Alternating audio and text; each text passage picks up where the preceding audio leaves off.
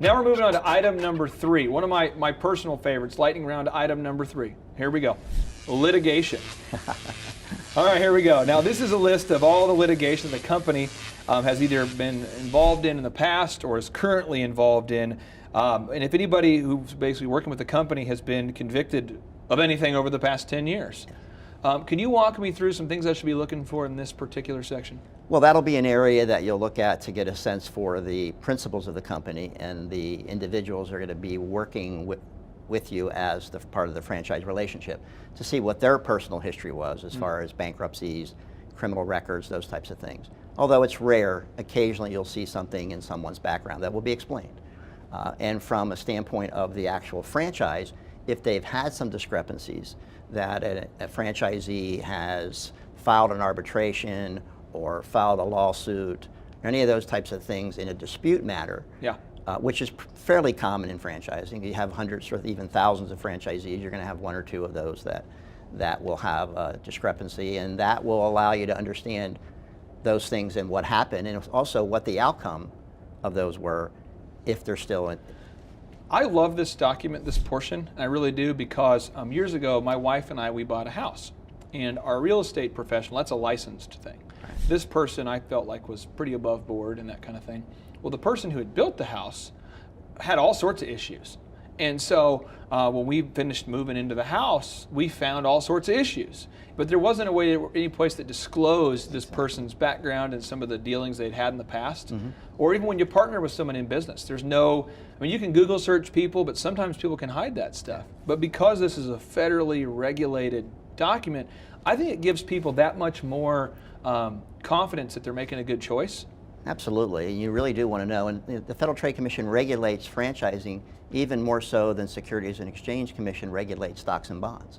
So you really get an opportunity to have your eyes wide open and have that transparency and understanding. I think this also has to do with why the failure rate in franchising is probably significantly lower than other kinds of businesses, because there's so much due diligence done. I mean, it'd be hard to be a really shady character and to get involved as a franchise developer or franchise owner guy, right? Yeah, it's literally impossible to do that. And you know, even though a franchisor might have something disclosed as far as a litigation or an arbitration, that doesn't necessarily reflect poorly on them, because they are charged with responsibility of protecting that relationship. So if I'm invested in 100 other people invested in that franchise, and someone's gotten out of line with that and are causing a potential harm to the reputation, they may need to take an action around that franchisee to protect the rest of the franchisees. This makes a lot of sense. Now we're moving into item number 4, lightning round item number 4. Here we go. We're going to dedicate this one to Brett Favre, number 4. Here we go. Bankruptcy. This section shows whether any of the key officers have any connection with bankruptcy over the past years. How far back does that thing go? I believe you have to disclose anything back 5 years. Wow. Okay. So, and again, if I'm looking at this matters so that I make sure that I'm not going to invest in a franchise that's owned by somebody who's basically running Ponzi schemes, right? Yeah, exactly. And the principles of that company, if they have a bankruptcy history, it's felt that that's important for people to understand and to know. But more importantly, if the franchise company itself has been involved in a bankruptcy of any type. And this just in from our home office off the coast of Connecticut somewhere. Lightning round item number 5 here, franchise fees. This is one people have got to be excited about here. This document simply discloses all the fees that must be paid to the franchisor before opening the business, the timing of the payment, and whether there is any refundable aspects of the fees. Absolutely. Again, when I've read these FDDs, I thought, man, this is amazing how transparent this thing is. This is great. Can you walk me through kind of what we should, on a high level, what we should be looking for in this portion, item number 5?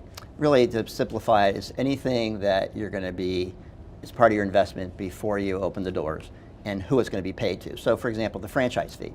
If the franchise fee for this particular license is $30,000, it's going to describe that. It's going to tell you when it's paid and the fact that it's non-refundable. Yeah. If there are any other fees associated, such as a training fee or a marketing fee that you're going to pay in advance, those things will be documented and listed here. And I'm not going to mention the specific place where I might or might not take my vehicle anymore. But one of the things I always found is when you take your vehicle to the repair shop, you go in and you might have one issue. You might have like one of those rear view mirrors that's out, or something just trivial that's not working, a door lock. And you'll go in, and next time then there's a radiator issue, and there's a this and that, and it just keeps happening. And I'm wondering, is the mechanic breaking things and then telling me they need to be fixed, or you don't really know? Right. And it seems like the bill always grows, or sometimes you'll rent a car and then the fee is dramatically more than you thought it would be. A lot of times people buy a house and the closing costs are more than people said they would be. But in the franchise world, it is what it is. The fee is what stayed. I love that. Yeah. That's a great thing. Absolutely, we can feel comfortable in telling them there's never going to be something that comes up after the fact that'll be a surprise that wasn't disclosed to you in advance. This right here is one great thing about buying franchises. It excites me. I will tell you, having been in business for years, this is the one thing about franchising in my mind that you just cannot beat. This transparency is unbelievable.